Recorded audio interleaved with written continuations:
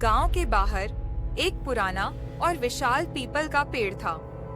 दादाजी हमेशा कहते थे, सूरज ढलने के बाद इस पेड़ के पास मत जाना, वहाँ एक बूढ़ी चुड़ैल रहती है। पर अर्जुन और उसके दोस्त इसे बस एक कहानी समझते थे। एक दिन होली की रात अर्जुन और उसके दोस्त विक्रम, सोनू और दीपक ने हिम्मत दिखाई और उस पेड़ के पास जाने की ठानी। अंधेरी रात में चांद की हल्की रोशनी पड़ रही थी और ठंडी हवा चल रही थी। चारों दोस्त दबे पांव वहां पहुंचे। देखो, कुछ नहीं है यहाँ, विक्रम ने हंसते हुए कहा। अचानक हवा तेज हो गई और पेड़ की शाखाएं डरावनी आवाज करने लगी। तभी किसी ने अर्जुन के कंधे पर हाथ रखा। उसने मुड़कर देखा, पीली आंखों वाली एक झुकी हुई बूढ़ी औरत खड़ी थी। उसकी झुर्रियों भरी त्वचा सफेद थी और लंबे नाखून हवा में चमक रहे थे।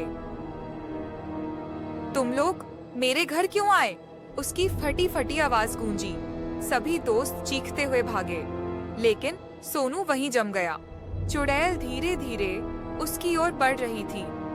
अर्जुन ने हिम्मत जुटाई और अपनी जेब में रखी माँ की दी हुई गंगा जल की छोटी बोतल निकाली। उसने झट से पानी चुड़ैल पर छिड़का और तभी जोर की चीख सुनाई दी।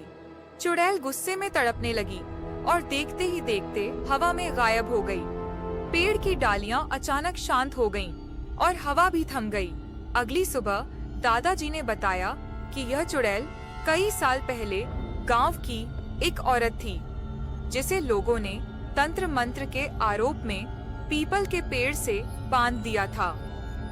उसकी आत्मा तभी से वहीं भटक रही थी। इसके बाद अर्जुन और उसके दोस्त कभी भी उस पेड़ के पास नहीं गए। लेकिन गांव वाले कहते हैं, अगर रात के समय उस पेड़ के पास जाओ तो किसी के फुसफुसाने की आवाज जरूर सुनाई देती है।